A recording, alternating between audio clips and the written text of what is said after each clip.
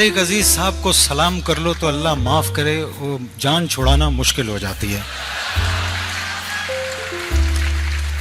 मैंने सिर्फ पीछे इतना पूछा, मैंने कहा की हाल है तारिक साहब? बस यार अल्लाह दा शुक्र है, तू सुना की हाल ने तेरे? कहने लगे जिंदगी के नेहा खानों में जब पगडंडियों पे उड़ते हुए परिंदे जब परवास करते हैं तो सूरज की किरणें एक ऐसी जगह चली जाती हैं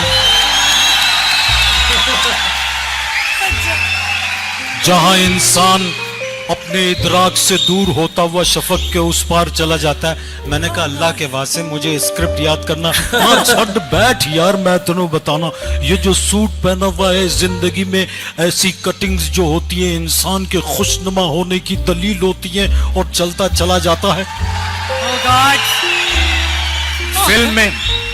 फिल्म में काम किया। अब देखिए नीलाम घर बकौल उनके, उन्होंने 30 साल नीलाम घर में काम किया, 30 साल से नीलाम घर कर रहे हैं। अब जब वो फिल्म की शूटिंग कर रहे थे तो उनको नीलाम घर कहां याद आया। एक जज्बाती सीन था, अदालत लगी हुई थी, जज बैठे हुए थे और ये खड़े हुए कह रहे हैं वो अदालत दिल की अदालत नहीं थी जहां कानून उसे माफ कर देता, वहां गवाह थे, इकरार जुर्म था, बेशुमार निगाह मुजस्सम सवाल थी कि मैं मुंसिफ हूं या कोई और, पाकिस्तान जिंदाबाद।